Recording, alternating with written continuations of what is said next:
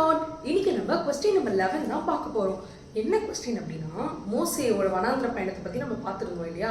மக்களை அந்த செங்கடலாம் கடந்து கூட்டிட்டு வராரு. வந்துட்டு இருக்கும் போது என்ன நடக்குதுன்னா, அந்த மக்கள் முறுமுறுக்க ஆரம்பிக்கிறாங்க.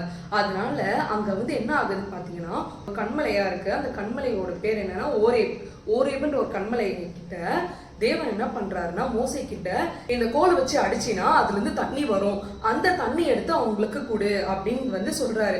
அதுல அடிச்சு தண்ணி வரும்போது அந்த மக்கள் என்ன பண்றாங்க அப்படின்னா, அதுல இருந்து எல்லாத்தையுமே எடுத்து யூஸ் பண்ணிக்கிறாங்க அப்படின்னு தெரியுது. அதுல அவங்க பயன் அடைஞ்சுக்கிறாங்க அப்படின்னு தெரியுது. சோ என்ன கொஸ்டின்னா, ஓரேப் மலை கிட்ட அந்த கோலை வச்சு அடிக்கும் போது தண்ணி வருது இல்லையா. அப்போ தேவன் அதுக்கு ஒரு பேர் வைக்கிறாரு. அதுக்கு என்ன பேரு, அதுக்கான அந்த பேருக்கான அர்த்தம் என்ன. அடுத்து அந்த ஓரேப் மலையிலே பாத்தீங்கன்னா ஒரு பெரிய ஒரு மலை இருக்கு. அது என்ன மலையா இருக்கு, அதோட பேர் என்ன, இதுதான் கொஸ்டின்.